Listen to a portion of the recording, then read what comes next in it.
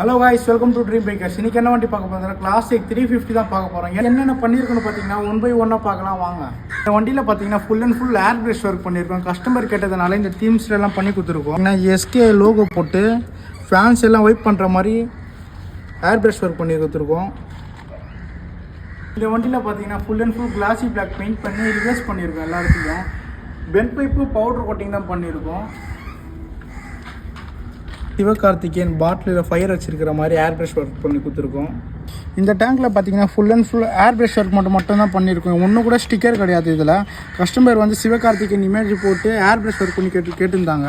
பார்த்தீங்கன்னா ஆக்சசரிஸ் என்னென்ன போட்டிருக்கோன்னு பார்த்தீங்கன்னா எட்டைட் வந்து ஆஃப்டர் மார்க்கெட் தான் சேஞ்ச் பண்ணியிருக்கோம். அப்படியே பார்த்தீங்கன்னா இண்டிகேட்டரும் ஸ்மோக் பண்ணி கொடுத்துருக்கோம். சிங்கிள் பம்பர் தான் போட்டிருக்கோம். இந்த ஆஃப்டர் மார்க்கெட் லென்த் ஹேண்டில் பேர் போட்டிருக்கோம். அதே பார்த்தீங்கன்னா ராயல் என்ஃபீல்டு பிராண்ட்லேருந்து மிரர் சேஞ்ச் பண்ணி கொடுத்துருக்கோம்.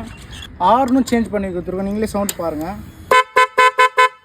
கஸ்டமர் சீட் வந்து அன்கம்ஃபர்ட்டாக இருந்ததுனால கஸ்டமைஸ் பண்ணி கொடுத்தீங்கன்னா ஆரி எம்போஸ் பண்ணி கார்பன் டிஸ்ட் பண்ணி பேக்கில் பார்த்தீங்கன்னா இண்டிகேட்டர் சேஞ்ச் பண்ணி கொடுத்துருக்கோம். டெயில் லைட்டும் பார்த்தீங்கன்னா ஸ்மோக் பண்ணி கொடுத்துருக்கோம். இண்டிகேட்டர் பாருங்கள், இந்த டெயில் லைட்டும் பாருங்கள்.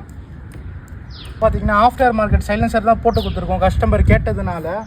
இது போல் டெய்லி அப்டேட்